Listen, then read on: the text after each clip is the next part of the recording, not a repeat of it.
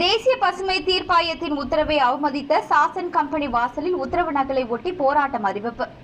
இதுகுறித்து மக்கள் நல சங்கத்தின் தலைவர் குமார், செயலாளர் ஆனந்தன், இணை செயலாளர் பிரகாஷ், பொருளாளர் சேகர் மற்றும் நிர்வாகிகள் பசுமை தீர்ப்பாயத்தின் உத்தரவை அவமதித்து வரும் காலாப்பட்டு சாசன் கம்பெனி வாசலில் தீர்ப்பாயத்தின் உத்தரவின் நகலை ஒட்டி நினைவுபடுத்தி போராட்டம் அறிவித்து சென்றதால் பரபரப்பு ஏற்பட்டது.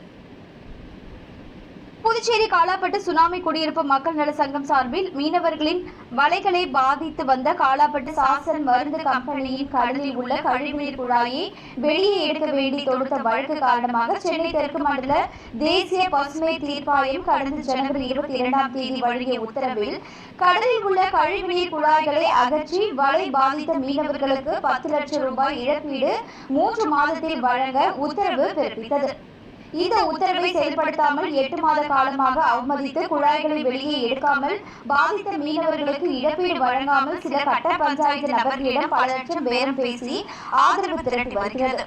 இந்த நிலையை கடந்த மாதம் சங்கம் சார்பில் மாவட்ட ஆட்சியர், சுற்றுச்சூழல் துறை உறுப்பினர், செயலர், மீன்வளத்துறை இயக்குநர் மற்றும் தலைமைச் செயலர் ஆகியோரிடம் புகார் அளிக்கப்பட்டது. வலை பாதித்த மீனவர்களுக்கு இழப்பீடு வழங்காத இந்த நிறுவனம் வருமான வரித்துறையில் தாக்கல் செய்துள்ள அறிக்கையில் கடந்த 5 ஆண்டுகளாக இந்த 4 கிராம மக்களும் CSR நிதியை கோடிக்கணக்கில் செலவிட்டதாக தெரிவித்துள்ளது. இந்த 8 கோடி CSR நிதி செலவு செய்தது குறித்தும் பயனடைந்த பயனாளிகள் விவரம் கேட்டு மக்கள் நல சங்கம் கம்பெனிக்கு அனுப்பிய கடிதத்திற்கு கடந்த 3 மாத காலமாக பதில் இல்லை.